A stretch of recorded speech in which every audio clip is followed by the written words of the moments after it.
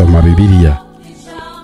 Soma Bibiliya ni ikiganiro mutegurirwa kandi mugiye kugezwaho na Evangelize Le Monde TV. Ikiganiro kije mu rwego rwo gufasha abasomyi ba Bibiliya cyangwa abandi bantu bose bagize icyifuzo n'igitekerezo cyo gusoma ijambo ry'Imana ariko ntibabaje kugera ku iyo ntego. Ushobora kuba warayisomye ukayigeza hagati, ushobora kuba warabitekereje kuyisoma ariko ukabura umwanya. Hari impamvu nyinshi zigiye zigaragazwa n'abantu bakavuga ko gusoma Bibiliya ijambo ry'Imana ngo babashe guhitura no kurangiza ibitabo biyigize byabananiye. Uyu munsi ntiyakwiye kuba impamvu cyangwa urwitwazo rwatuma udasoma ijambo ry'Imana. Evangelize Le Monde TV twabatekerejeho ku bakunzi bacu aho muherereye impande enye zigize isi. Tugiye kujya tubana namwe mu kiganiro Soma Bibiliya. Ikiganiro kizajya gitambuka buri munsi mu gitondo ku isaha ya 11:30. Mu gihe cy'umwaka umwe tuzaba turangije gusoma ijambo ry'Imana. Ndakwifuriza kutazacikwa n'iki kiganiro Soma Bibiliya.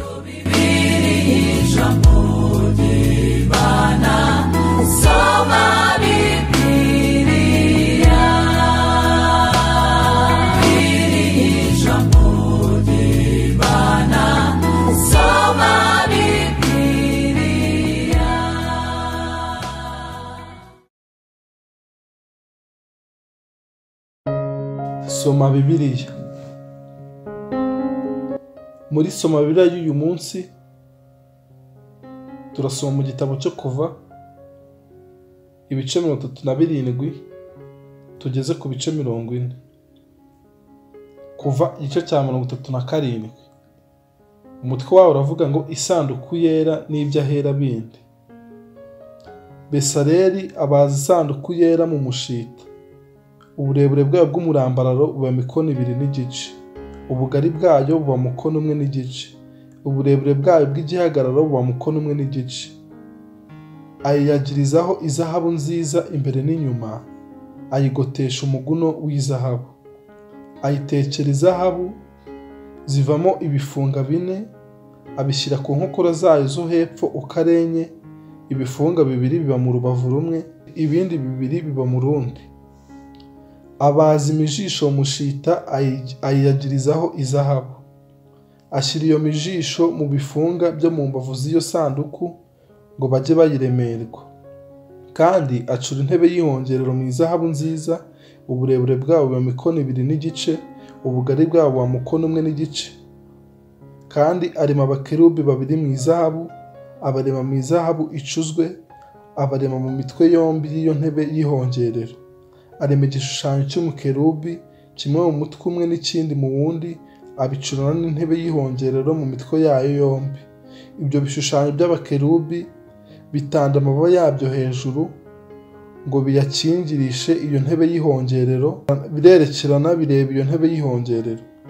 Kandi abaza ameza amwe mu mushita, uburebure bwabo bw'umurambararo buba mikono 2, ubugari bwabo buba mukono 1, uburebure bw'igihagararo buba mukono 1.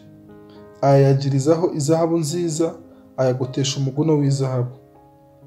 Ayabariza igikomeza amaguru kiyagose, ubugari bwacyo igice cya mikono, akigotesha umuguno w'izahabu. Ayatekera izahabu zivamo ibifunga 4, abishyira ku nkokora ukarenye ziri ku maguru yayo ukarane.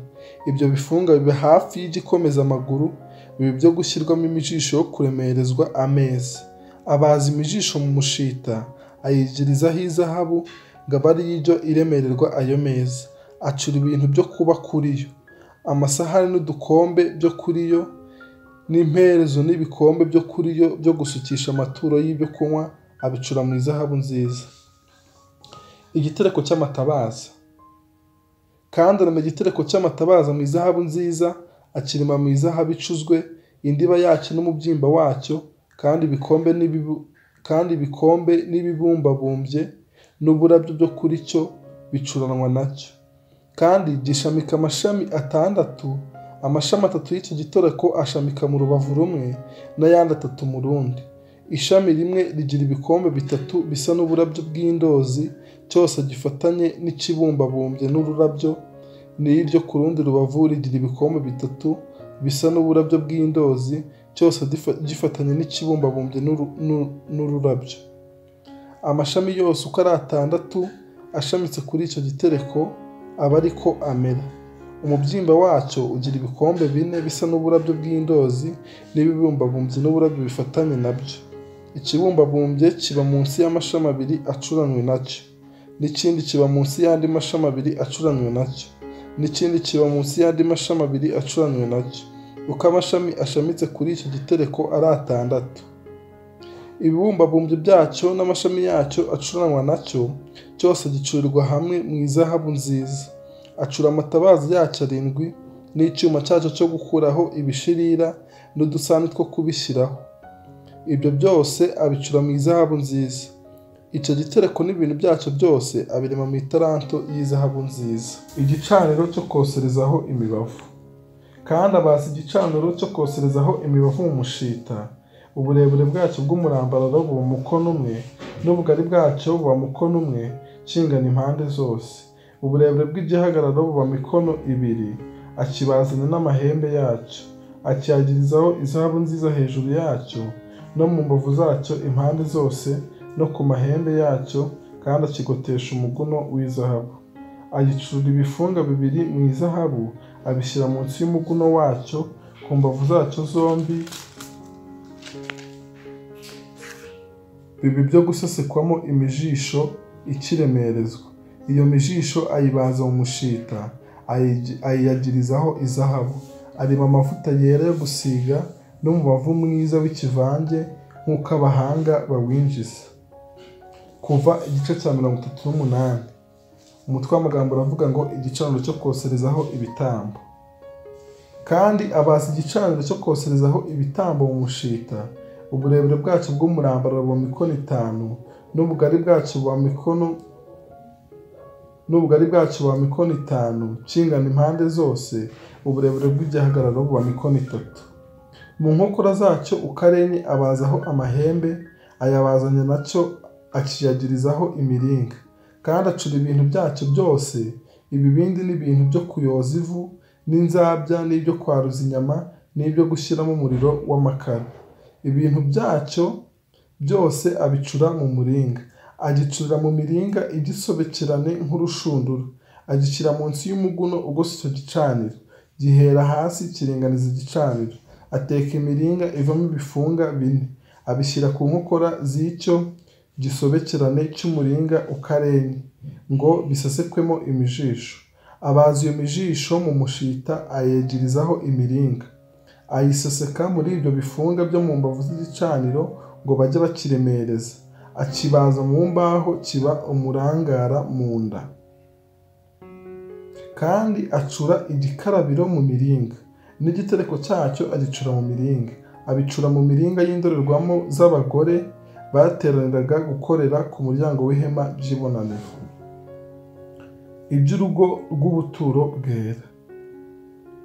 Kandi akora urugo rw'ubwo buturo iburyo ruba imyenda ikinzwe iboheshejwe ubudodo bw'ibitare byiza buboheranije. Umuhururu warwo uba mukono 100. Inkingi zayo ziba 20 n'imyobo yo kuzishingamo iba 20, bicurwa mu miringa. Inkonzo zo kuri izo nkingi n'imitambiko yo kuri zo bicurwa mu ifeza. No mu ruhande rw'ibumoso umuhururu w'urugo uba mikono 100. Inkingi z'imyenda yarwo ziba mikono 20 n'imyobo yo kuzishingamo iba 20, bicurwa mu miringa. Inkonzo zo kuri izo nkingi n'imitambiko yo kuri zo bicurwa mu ifeza. Mu ruhande rw'iburengerazuba urugo ruba imyenda ikinzwe. Ubugari bwarwo buba mikono 50. Inkingi zayo ziba 10 n'imyobo yo kuzishingamo iba 10. Inkonzo zo kuri izo nkingi n'imitambiko yo kuri zo bicurwa mu ifeza. Mu ruhande rw'iburasirazuba ubugari bw'urwo rugo buba mikono 50. Mu ruhande rw'irembo rumwe ubugari bw'imyenda ikinzwe buba mikono 15. Inkingi zayo ziba 3 n'imyobo yo kuzishingamo iba 3, no mu rundi ruhande rwabyo aba ariko bimera. Mu mpande z'irembo z'urwo rugo zombi ubugari bw'imyenda ikinzwe buba mikono 15. Inkingi zayo ziba 3 n'imyobo yo kuzishingamo iba 3. Imyenda ikinzwe y'urwo rugo y'impande zose yari iboheshejwe ubudodo bw'ibitare byiza buboheranije. Imyobo yo gushingamo inkingi zarwo yari icuzwe mu miringa. Inkondo zo kuri zo n'imitambiko yo kuri zo byari bicuzwe mu ifeza. Imitwe y'izo nkingi yari yagirijweho ifeza. Inkingi zose z'urwo rugo zari zifite imitambiko y'ifeza yo kuzifatanya. Irembo ry'urwo rugo ryugarirwa n'imyenda yaremwe n'abahanga bo kudoda amabara, bayiremesheje ubudodo bw'umukara wa kabayonga n'ubw'umuhengeri n'ubw'umuhemba n'ubw'ibitare byiza buboheranije. Ubugari bwayo buba mikono 20, uburebure bw'igihagararo buba mikono 5, bureshya n'ubw'iyindi myenda icinzwe y'urwo rugo. Inkingi zayo zibenye n'imyobo yo kuzishingamo ibine bicurwa mu miringa. Inkonzo zo kuri zo zicurwa mu ifeza. Imitwe y'izo nkingi yagirizwaho ifeza. Imitambiko yo kuri zo icurwa mu ifeza. Imambo z'ubwo buturo n'iz'urugo rubugose impande zose zicurwa mu miringa. Uyu ni wo mubare w'ibyaturiwe ubwo buturo. Ubuturo bw'ibihamya nibyo babiremesheje nk'uko Mose yategetse ko bibarwa. Abalewi aba ari bo babibara babarishwa na Itamari mwene Aroni umutambyi. Besaleli mwene Uri Yahuri wo mu muryango wa Yuda arema ibyo Uwiteka ategetse Mose byose. Afatanya na Oholiyabu mwene Ahisamaki wo mu muryango wa Dani, umukebyi w'amabuye n'umuhanga wo guhimba n'umudozi w'ubudodo bw'umukara wa kabayonga n'ubw'umuhengeri n'ubw'umuhemba n'ubw'ibitare byiza. Izahabu zose baremesheje ibyaremewe ubuturo bwera byose. Izahabu za ya maturo zari italanto 29 na shekeli 730 zigezwe kuri shekeli ya hera. Ifeza z'ababazwe bo mu iteraniro zari italanto 100 na shekeli 1775 zigezwe kuri shekeli ya hera. Nizo maturo y'abagabo 6,3,550. Umugabo wese ugiye mu babazwe umaze imyaka 20 avutse cyangwa isaga atura beka imwe, niyo gice cya kabiri cya shekeli igezwe kuri shekeli ya hera. Izo talanto z'ifeza uko ari 100 zari zo gutekwa ngo zivemo imyobo yo gushingamo inkingi z'ihema ryera n'iza wa mwenda ukingiriza hera cyane. Imyobo 100 iva muri izo talanto uko ari 100, umwobo wose uva mu italanto imwe. Za shekeli nazo uko ari 1,775 azicuramo inkonzo zo ku nkingi n'imitambiko yo kuri zo, kandi aziyagiriza ku mitwe yazo. Kandi imiringa y'amaturo yari italanto 70 na shekeli 2,400, nayo ayicuramo imyobo yo gushingamo inkingi za wa mwenda wo gukinga umuryango w'ihema ry'ibonaniro. Ayicuramo na cya gicaniro cy'umuringa n'igisobekerane cyacyo cy'umuringa n'ibintu byacyo byose, n'imyobo yo gushingamo inkingi z'urugo impande zose, n'iyo gushingamo iz'irembo ryarwo, n'imambo z'ubwo buturo zose n'iz'urugo rwabo rubugose impande zose. Kuva igice cya 39. Umutwe w'amagambo uravuga ngo imyambaro y'abatambyi.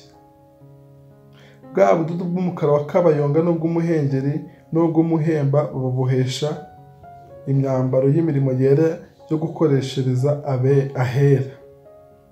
Babubohesha imyambaro yejejwe yo kwambarwa na Aroni uko Uwiteka yategetse Mose. Besaleli aremeshe efodi imikwege y'izahabu n'ubudodo bw'umukara wa kabayonga n'ubw'umuhengeri n'ubw'umuhemba n'ubw'ibitare byiza buboheranije.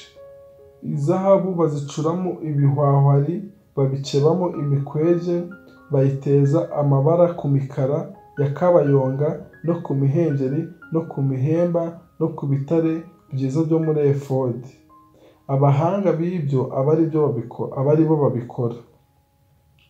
Babohera efodi imishumi yo ku ntugu yo kuyifatanya, ifatanya imitwe yayo yombi. Umushumi uboshywe n'abahanga uyiriho wo kuyikenyeza ubohwa nkayo, birabohanwa.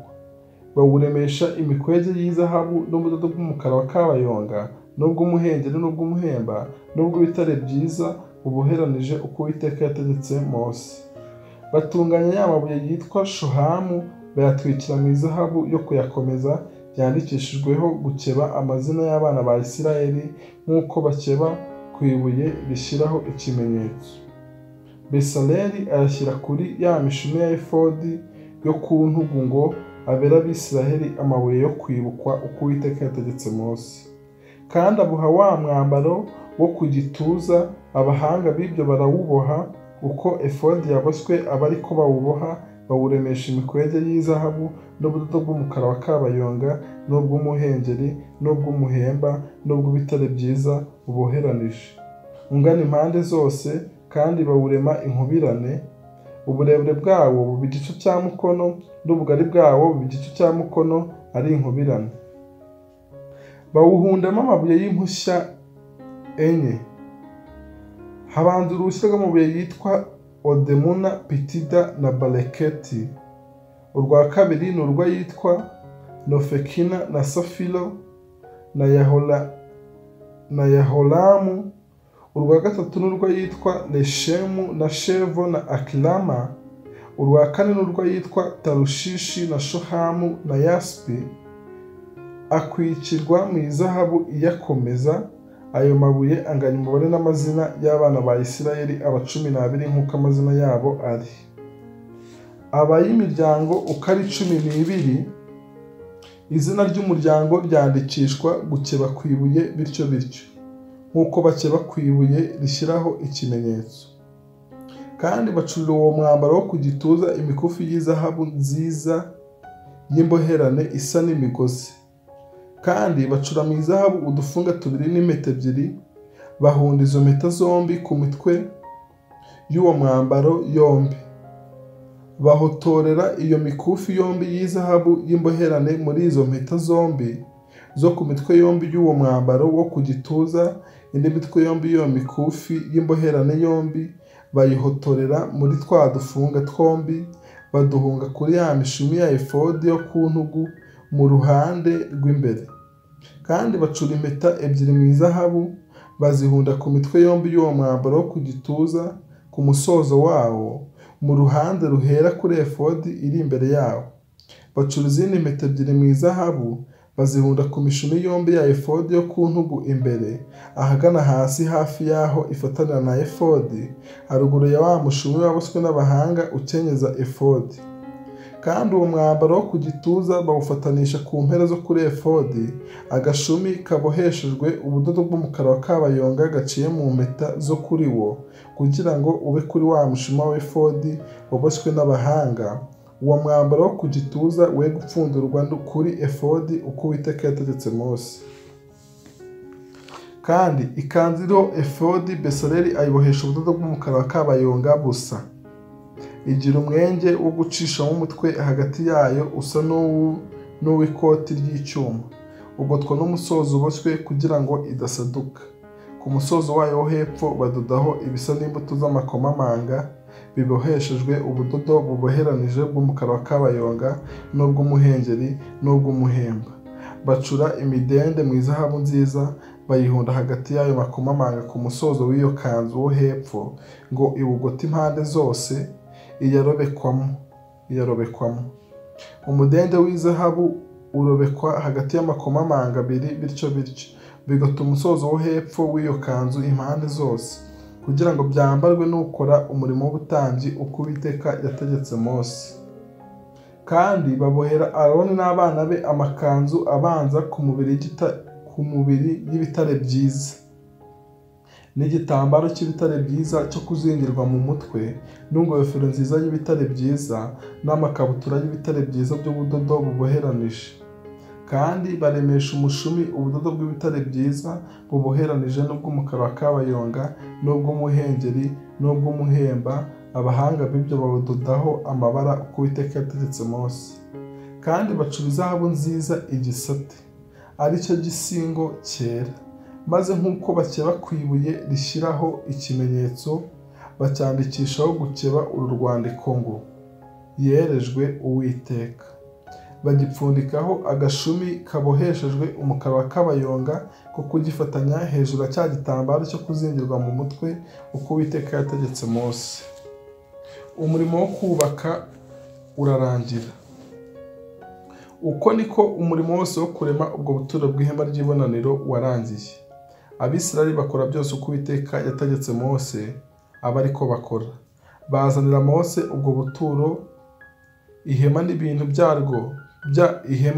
byaryo byose, ibikwasi byaryo n'imbaho zaryo n'imbumbe zaryo n'inkingi zaryo n'imyobo yo kuzishingamo n'igisakara cyaciranijwe mu mpu z'amasekurume y'intama zisigishijwe inzigo itukura, n'icyaciranijwe mu mpu z'inyamaswa zitwa tahashi, n'umwenda wo gukingiriza ahera cyane, n'isanduku y'ibihamya n'imijisho yayo, n'intebe y'ihongerero n'ameza n'ibintu byayo byose, n'imitsima yo kumurikwa, n'igitereko cy'amatabaza cy'izahabu nziza n'amatabaza yacyo yo gushyirwa hayo n'ibintu byacyo byose, n'amavuta yo kumurikisha, n'igicaniro cy'izahabu n'amavuta yo gusiga n'umubavu mwiza, n'umwenda wo gukinga umuryango w'iryo hema, n'igicaniro cy'umuringa n'igisobekerane cyacyo cy'umuringa, n'imijisho yacyo n'ibintu byacyo byose, n'igikarabiro n'igitereko cyacyo, n'imyenda ikinzwe y'urugo rw'ubwo buturo, n'inkingi zarwo n'imyobo yo kuzishingamo, n'umwenda wo gukinga irembo ry'urwo rugo, n'imigozi yarwo n'impambo zarwo, n'ibintu byose byo gukoresha imirimo y'ubwo buturo, nibwo hema ry'ibonaniro, n'imyambaro y'imirimo yera yo gukoreshereza ahera, niyo myambaro yejejwe yo kwambarwa na Aroni umutambyi, n'iy'abana be yo gukoresha umurimo w'ubutambyi, uko Uwiteka yategetse Mose kose, aba ariko Abisirayeli babikora bose. Mose yitegereza ibyo baremye byose, abana babikoze uko abona babikoze uko Uwiteka yategetse. Uko niko babikoze, Mose abasabira umugisha. Kuva igice cya 40. Mose ashinga ihema. Uwiteka abwira Mose ati: ku munsi wa mbere w'ukwezi kwa mbere uzashinga ubuturo, nibwo hema ry'ibonaniro. Ushyiremo isanduku y'ibihamya, uyikingirishe wa mwenda, winjizemo n'ameza, ushyire ibyo kuyaterekwaho mu butereko bwabyo. Winjize n'igitereko cy'amatabaza, ukongeze amatabaza yacyo. Kandi igicaniro cy'izahabu cyo koserezaho imibavu uzagishyire imbere y'iyo sanduku y'ibihamya. Kandi uzakinge umwenda mu muryango w'ubwo buturo. Ushyire igicaniro cyo koserezaho ibitambo imbere y'umuryango w'ubwo buturo, nibwo hema ry'ibonaniro. Ushyire igikarabiro hagati y'ihema ry'ibonaniro n'icyo gicaniro, ugisukemo amazi. Ushinge urugo rugote ubwo buturo, ukinge umwenda mu irembo ryarwo. Wende ya mavuta yo gusiga uyasiga ubwo buturo n'ibirimo byose, ubwezanye n'ibintu byo muri bwo byose, niho buzaba ubwera. Usige n'iki gicaniro cyo koserezaho ibitambo n'ibintu byacyo byose ukeze, niho kizaba icyera cyane. Usige n'iki gikorabiro n'igitereko cyacyo ukeze. Uzane Aroni n'abana be ku muryango w'ihema ry'ibonaniro, ubuhagirireho. Wambike Aroni ya myambaro yejejwe, umusige umwereze kugira ngo ankorere umurimo w'ubutambyi. Uzane n'abana be ubambike amakanzu, ubasige nk'uko wasize se, kugira ngo bankorere umurimo w'ubutambyi.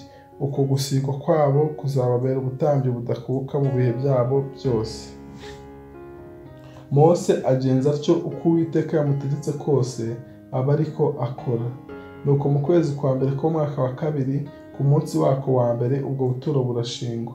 Mose arabushinga, ashyiraho imyobo yo gushingamo ibyabwo, ashinga imyambaro z'imiganda yabwo, ashyiraho imbumbe zazo, ashinga inkingi zabwo. Asakaza ubwo buturo, ihema arishyiraho naryo ibirisakara uko Uwiteka yategetse Mose. Yenda bya bihamya abishyira muri ya sanduku, ayishyiraho imijisho yayo, ashyira hejuru yayo intebe y'ihongerero, yinjiza iyo sanduku mu buturo, akinga umwenda wo gukingiriza ahera cyane, awukingirisha isanduku y'ibihamya uko Uwiteka yategetse Mose. Kandi ashyira ameza mu ihema ry'ibonaniro mu ruhande rw'ubwo buturo rw'ibumoso, inyuma ya wa mwenda ukingiriza ahera cyane, ayaterekaho imitsima imbere y'Uwiteka, umutsima wose mu butereko bwawo uko Uwiteka yategetse Mose. ashyira igitereko cy'amatabaza mu ihema ry'ibonaniro, kibangikana n'ayo meza, kiba mu ruhande rw'ubwo buturo rw'iburyo. Agishyiriraho amatabaza imbere y'Uwiteka uko Uwiteka yategetse Mose. Ashyira igicaniro cy'izahabu mu ihema ry'ibonaniro inyuma ya wa mwenda ukingiriza ahera, akiwegereje acyoserezaho umubavu w'ikivange uko Uwiteka yategetse Mose. Akinga umwenda mu muryango w'ubwo buturo, ashyira igicaniro cyo koserezaho ibitambo imbere y'umuryango w'ubwo buturo. Nibwo ihema ry'ibonaniro agitambiraho igitambo cyoswa n'ituro ry'ifu uko Uwiteka yategetse Mose. Ashyira igikarabiro hagati y'ihema ry'ibonaniro n'icyo gicaniro, agisukamo amazi yo kwiyuhagiza. Mose na Aroni n'abana be bakajya bagikarabiramo, bakacyogeramo ibirenge uko bagiye kwinjira mu ihema ry'ibonaniro, kandi uko bagiye kwegera icyo gicaniro bakajya bakaraba bakoga ibirenge uko Uwiteka yategetse Mose. Ashinga urugo rugota ubwo buturo n'icyo gicaniro, akinga umwenda mu irembo ryarwo. Uko niko Mose yarangije uwo murimo wose. Ubwiza bw'Uwiteka bwuzura ubwo buturo. Maze cya gicu gitwikira ihema ry'ibonaniro, ubwiza bw'Uwiteka burabagirana bwuzura ubwo buturo. Mose ananirwa kwinjira mu ihema ry'ibonaniro kuko icyo gicu cyari kikiriho. Ubwiza bw'Uwiteka bukuzura ubwo buturo. Kandi mu rugendo rwabo rwose uko icyo gicu cyaterurwaga kuri ubwo buturo, Abisirayeli barahagurukaga bakagenda, ariko icyo gicu kitaraterurwaho ntibagende bakageza umunsi giteruweho, kuko igicu cy'Uwiteka cyabaga kuri ubwo buturo ku manywa, hakabamo umuriro nijoro mu maso y'inzu ya Isirayeli yose mu rugendo rwabo rwose. Amen.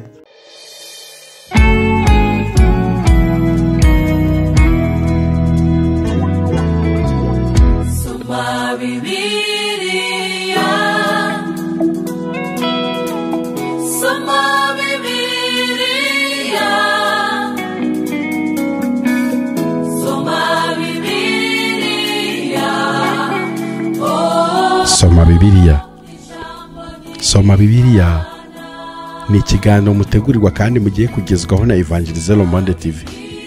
Ikiganiro kije mu rwego rwo gufasha abasomyi ba Bibiliya cyangwa abandi bantu bose bagize icyifuzo n'igitekerezo cyo gusoma ijambo ry'Imana ariko ntibabashe kugera ku iyo ntego.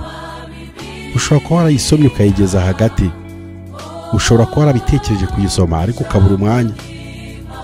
Hari impamvu nyinshi zigenda zigaragazwa n'abantu bakavuga ko gusoma Bibiliya ijambo ry'Imana ngo babashe guhitura no kurangiza ibitabo biyigize byabananiye.